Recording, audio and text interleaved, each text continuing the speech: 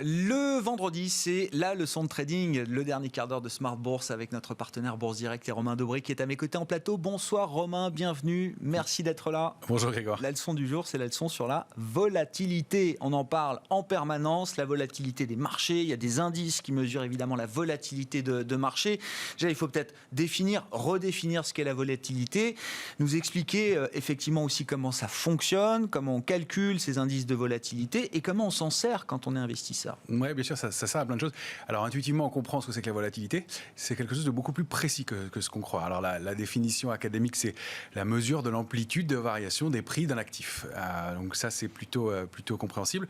Intuitivement, on comprend aussi que les crypto-monnaies sont plus volatiles qu'un bon du trésor. Maintenant, ça a une utilité réelle sur le marché. Ça permet de faire plusieurs choses. Avant tout, de mesurer le risque, en fait, sur un marché. Ça permet aussi de diversifier. C'est un actif, on peut le négocier. Oui. Le produit roi pour le négocier sont les options, mais il y a des produits dérivés qui permettent d'investir directement sur la volatilité. Il y a d'ailleurs eu des problèmes techniques avec certains produits sur la volatilité. Et puis, ça permet de calculer le prix des options ou éventuellement des varants. Donc, c'est un actif qui est vraiment intéressant. Il permet d'établir des corrélations, par exemple, entre les fluctuations d'un actif et les fluctuations de son indice de référence, par exemple.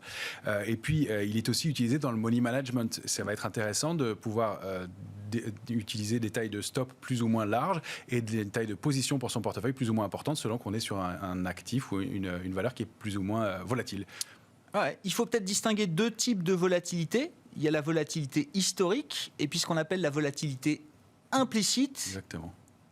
Qui fait référence notamment à ce qu'on appelle l'indice de la peur, hein. C'est ça, Romain? C'est ça, l'indice de la peur, à proprement parler, c'est le VIX, c'est l'indice de volatilité du S&P 500, de l'indice majeur américain, d'un des plus gros indices mondiaux. Mais il y a effectivement deux types de volatilité. La volatilité historique qui se réfère au passé, qui va regarder ce qui s'est produit dans le passé, c'est pareil de façon assez intuitive, on le comprend bien. C'est une zone dans laquelle les prix doivent évoluer pendant 95% du temps. Donc c'est un critère précis, c'est basé sur une formule qui s'appelle, qui est basée sur une formule qui s'appelle l'écart type. Vous la retrouvez peut-être à l'écran là à l'instant. En fait, rassurez-vous, il y a des outils qui calculent très bien pour vous, donc notamment des outils graphiques. Vous avez affiché la formule. De toute façon, on a la formule grâce à vous. C'est bon. Vous avez la formule. Et voilà, il y a des outils qui font ça très bien. Et puis il y a des éléments dérivés qui peuvent être, par exemple, utilisés en graphique, en analyse graphique, des éléments comme les bandes de Bollinger qui vont justement permettre de détecter ces écarts types et de repérer si on est à un extrême et donc de travailler sur une probabilité de réintégration de l'écart et de retour à la médiane, voire de retournement de tendance. Donc ça se travaille vraiment de façon intéressante. Ça, c'est l'analyse du passé, le constat du passé qui permet de savoir où on en est et comment on peut se positionner par rapport à ces phénomènes de volatilité. C'est ça. Et c'est la limite de cette volatilité historique, c'est que ça constate ce qui s'est passé dans le passé. On sait que sur les marchés, c'est pas toujours prédicatif. Donc, on va utiliser une autre volatilité qui est très intéressante, qui permet de faire beaucoup de choses, qui s'appelle la volatilité implicite, celle-ci, qui, elle, en revanche, mesure l'état d'esprit des investisseurs en temps réel et donc leur vision dans les jours ou semaines ou mois à venir, selon l'horizon de temps qu'on va essayer de scanner, de regarder. Donc, les modèles de calcul d'options connus basés sur la volatilité, c'est les modèles de Black & Scholes, le plus connu, qui a été développé en 1973. Il a été très apprécié par les traders jusqu'à des moments de volatilité intense où on s'est aperçu de la limite de ces systèmes.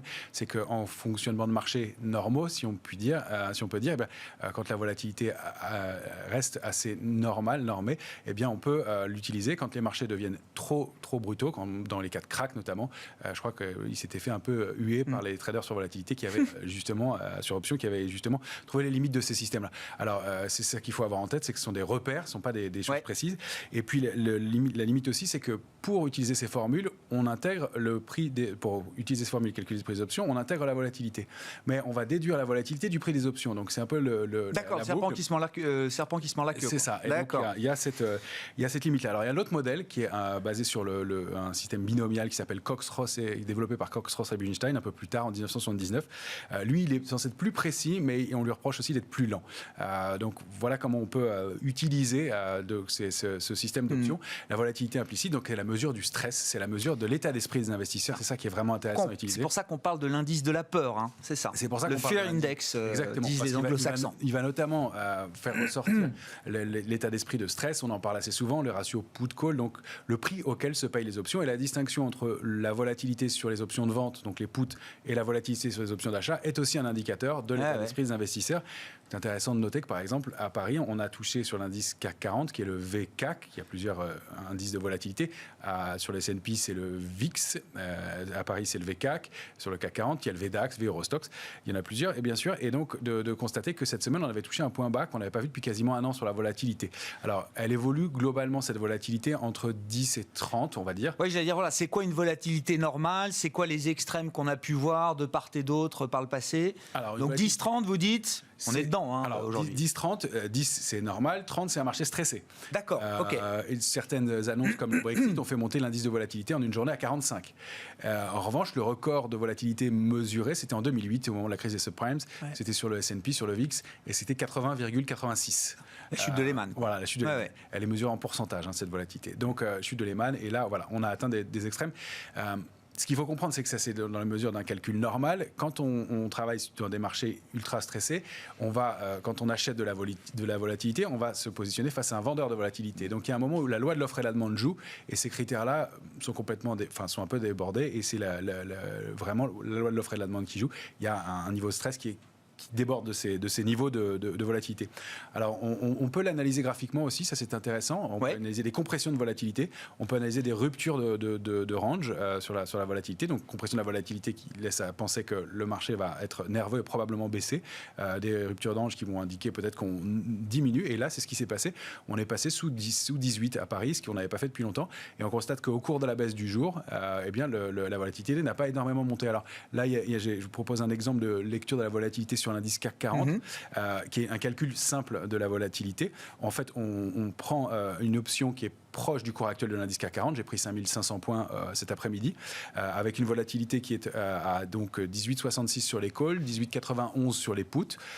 On additionne les deux, on fait la moyenne et on obtient une volatilité qui est donc aux alentours de 18,80-85 et qui nous permet de savoir que le marché n'est pas trop stressé malgré une baisse de plus d'1% à ce moment-là de la séance.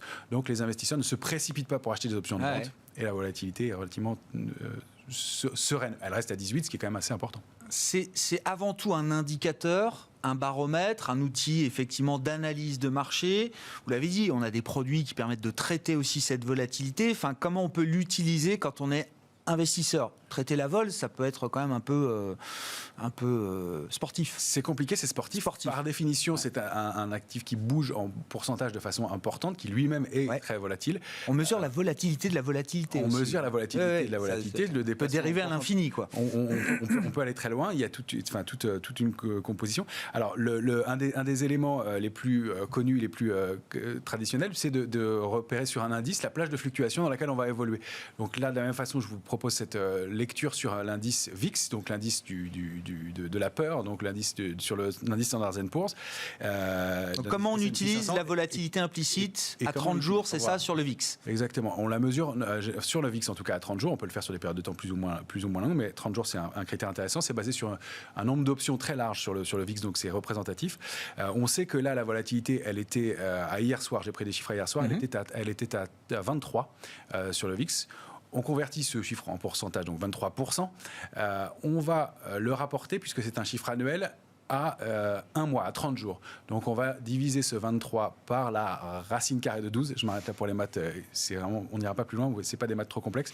Et donc on obtient un pourcentage de fluctuation de S&P, en l'occurrence un peu plus de 6%. Vous l'avez à l'écran, 6,60%, 6,64%. Et ça va nous permettre, sur la base du cours de clôture du S&P, de se dire que dans les 30 prochains jours, eh bien, on peut envisager de voir le S&P. Ce serait la marge de fluctuation potentielle. Décalée dans ces bornes-là. Ce qui veut dire que à la hausse, on a des chances d'aller aller chercher la borne haute si le marché continue à être aussi volatile, et que si on touche une de ces bornes, on va probablement la réintégrer et revenir, et donc avoir un niveau de marché qui est raisonnable. Ouais. Bon, merci beaucoup. Alors là, pour le coup, une leçon précise, technique, mathématique autour de la volatilité. Romain, il nous reste 1 minute. Le CAC cash qui clôture à 5559 points ce soir. On a baissé d'environ 1% sur la semaine. Est-ce que c'est une clôture satisfaisante ? Oui, c'est un scénario qu'on envisageait, une consolidation, moins aux États-Unis d'ailleurs. Je ne pensais pas que les marchés américains auraient encore de l'énergie à ce point-là. Mais oui, on a déclenché une petite figure de retournement baissière sur l'indice CAC 40 qui est en épaule, tête-épaule ou un triangle selon la façon dont on veut le regarder. On l'a rompu, mais sans accélérer. On est allé tester notre niveau importance à 1525 points. On est allé un peu en dessous et on clôture un peu au-dessus avec un volume moyen, 3 milliards 3, qui est un volume constant tous les jours. C'est un marché qui consolide et de façon assez sereine. Et justement, la volatilité dans cette accélération baissière n'a quasiment pas bougé. Donc, on a un marché qui est plutôt calme dans l'immédiat, même s'il consolide et qu'il manque de relais à la hausse. Ouais, effectivement, c'est un scénario qu'on avait envisagé, établi, que vous aviez établi en début de semaine. On vous retrouvera lundi d'ailleurs pour le plan de trading. Hein, comme chaque début de semaine, Bourse Direct est avec nous à partir de 12h30 le lundi et 19h15 le vendredi dans Smart Bourse. Merci beaucoup Romain, merci d'avoir été avec nous ce soir. Très bon week-end à toutes et à tous. On se retrouve donc lundi à 12h30 en direct sur Bismart.